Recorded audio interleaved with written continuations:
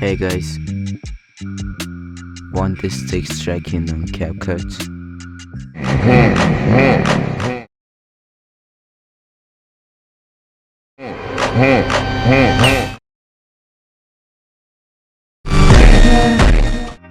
Okay, let's go.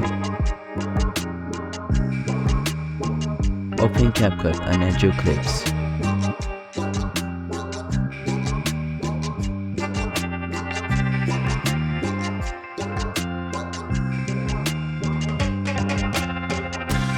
Go on text, go on add text, and write every name you want.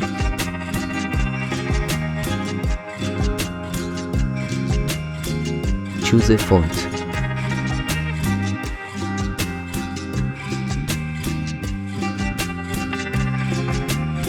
Now go on the basic and match the text with the object.